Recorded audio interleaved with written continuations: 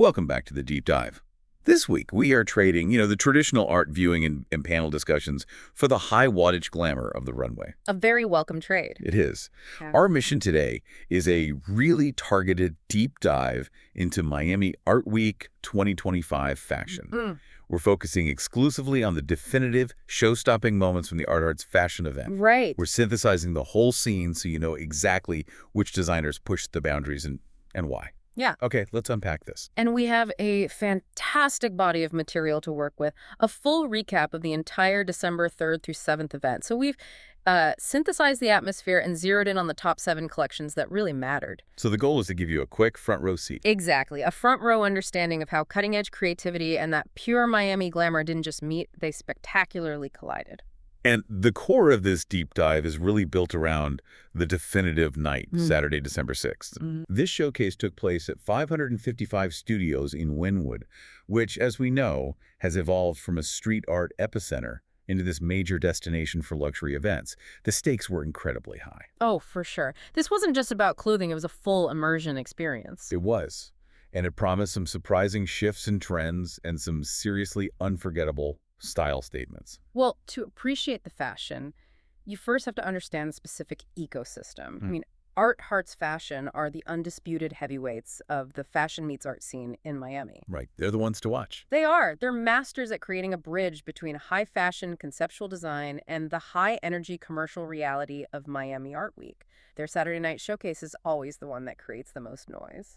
And 555 Studios itself, it was deliberately used as like a character in the performance. It had to be. It was transformed from just a raw industrial space into this kinetic, neon-soaked gallery.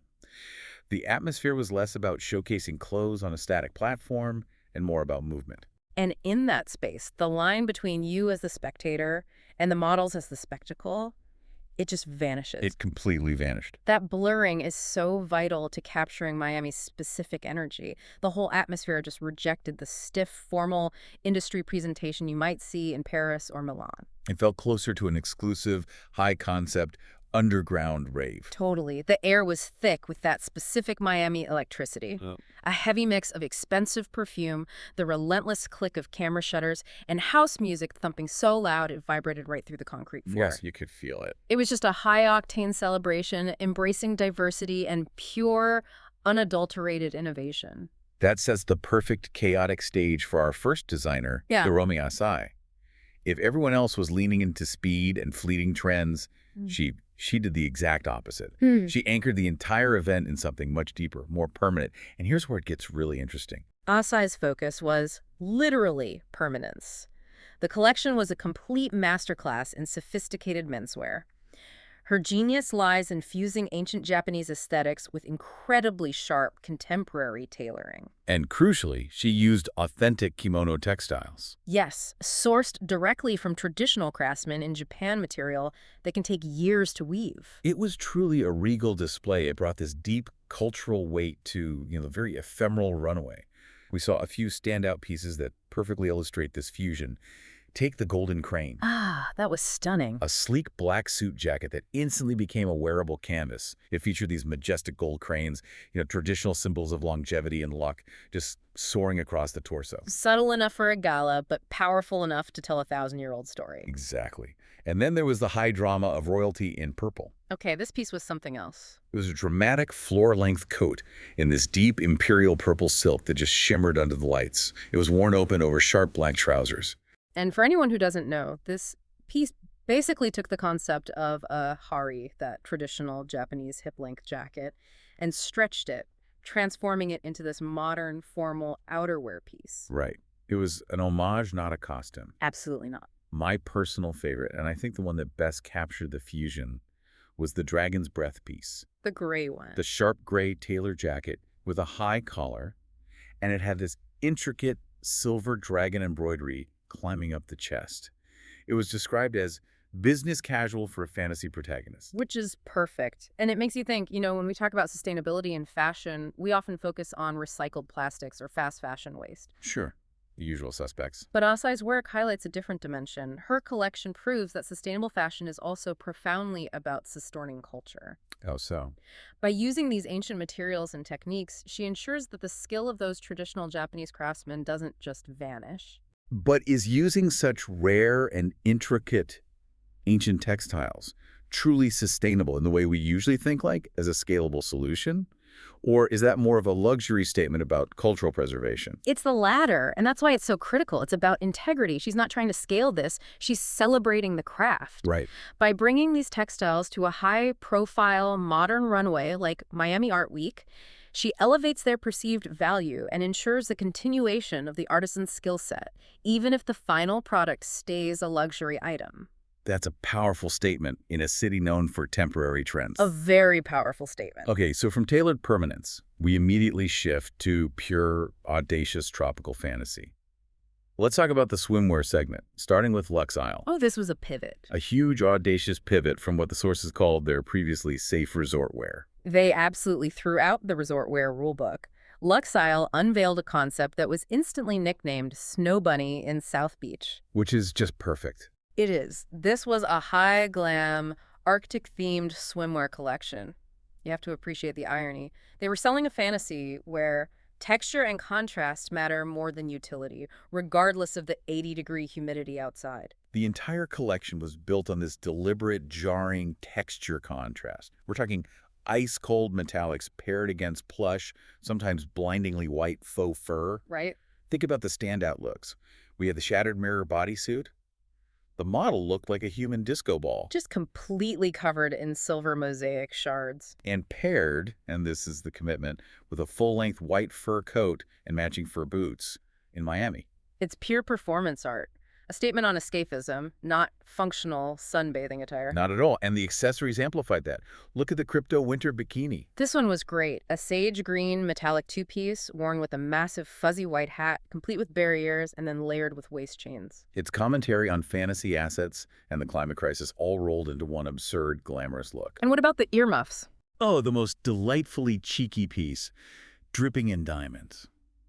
A nude bikini, just heavily embellished with draped crystal chains, paired casually with, get this, fluffy white earmuffs. It's the definition of a cheeky, high-fashion nod to winter in the middle of a Miami heat wave.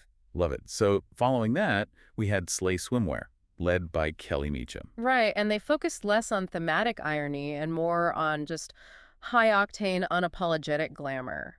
They fundamentally blurred the line between swimwear and pure body jewelry. Proving that for some designers, the only rule is that you must shine. Exactly. Slay was all about the embellishment and the movement. They gave us the fringe factor. A metallic gold two-piece entirely covered in short flowing fringe that moved hypnotically down the runway. And then there was the royal lace monokini. In that vibrant royal blue, yeah. With elaborate cutout lace detailing that looked almost tattooed onto the model's skin. These pieces aren't just bikinis. They are structured armor for the night. For sure. They rounded that segment out with the crystal armor, a shimmering metallic bikini, heavily encrusted with thousands of iridescent crystals.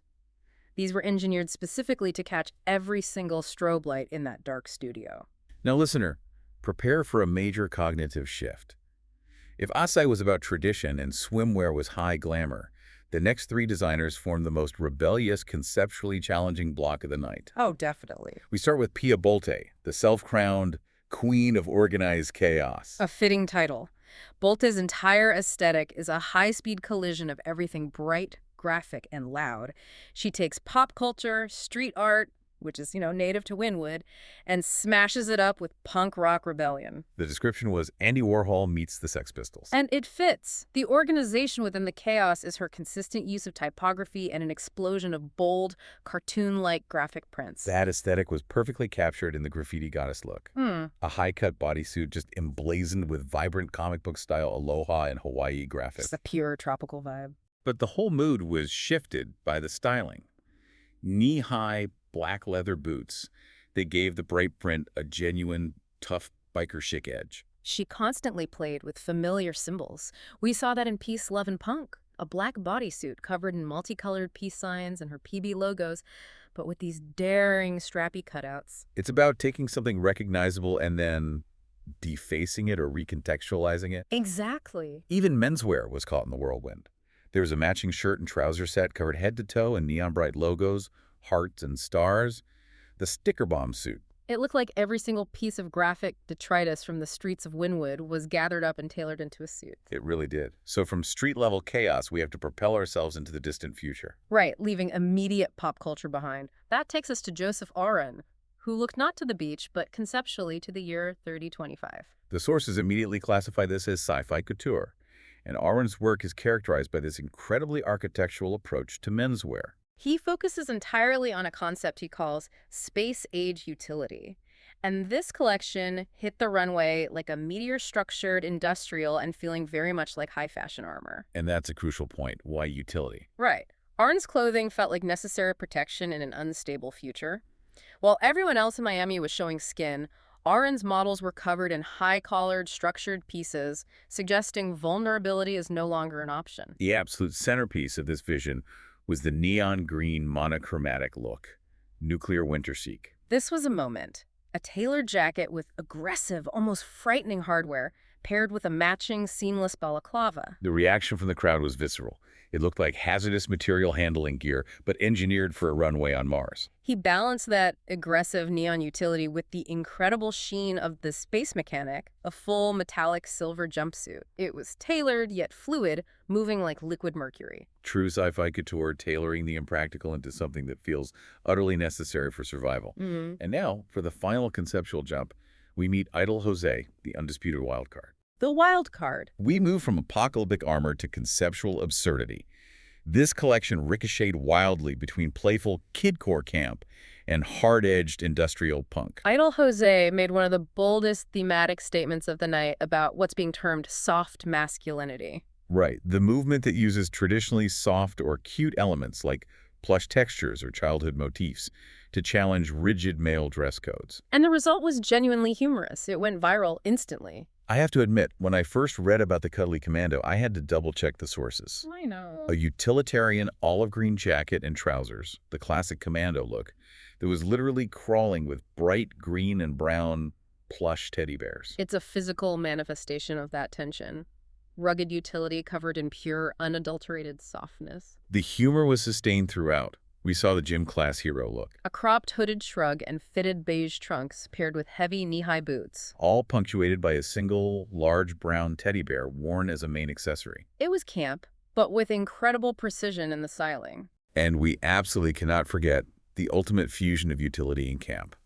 Urban whimsy. Oh, the cargo coat. A structured cargo coat dramatically transformed by the addition of voluminous bright yellow faux fur sleeves, all accented with little plush bumblebee toys. It was Art Week, just fully embracing the ridiculousness of high fashion. It was.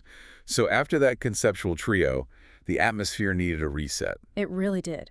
We saw ancient tradition, Arctic bikinis, space armor, and teddy bears. But Miami Art Week still knows how to deliver profound black tie elegance. Which brings us to Maribel Jokawanka.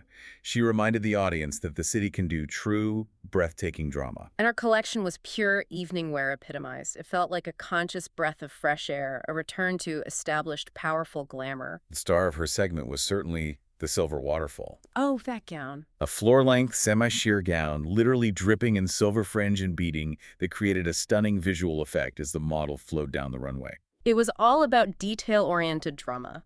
She also gave us Floral Fantasy, a nude illusion gown heavily embellished with detailed metallic floral appliques. And finished with dramatic, sweeping satin sleeves. Yeah. It was intricate, romantic, and just used the lighting to create this ethereal floating effect. Yeah. And for a modern architectural finish that closed her segment, there was the abstract glamour gown. A black and white one. Black and white sequins arranged in a bold wave pattern, a classic, mesmerizing geometry. But the whole piece was punctuated by a vibrant, architectural red bow at the shoulder. It was a perfect punctuation mark to a chaotic, beautiful night of fashion. It was. So after taking in Hiromi Isai's cultural preservation, Luxeil's Arctic fantasy, Idol Jose's unpredictable whimsy, and Aron's futuristic utility, what does this entire Art Hearts fashion showcase truly mean? I mean, what's the synthesis? Well, if we synthesize this whole week for you, the learner, the key takeaway is the sheer spectrum of style and how quickly designers are moving toward creating these conceptual, immersive worlds. The overarching trend was bold, deeply playful, and involved a clear preference for texture. And yes, a lot of fringe.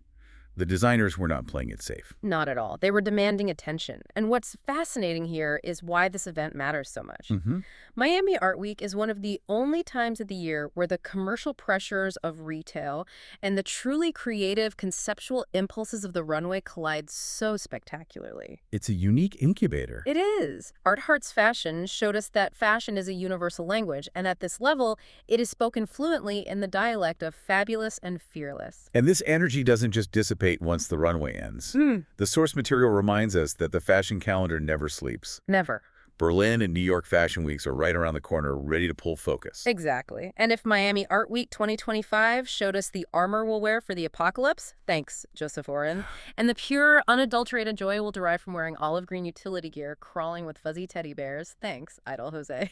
A combination I never thought I'd hear. Right.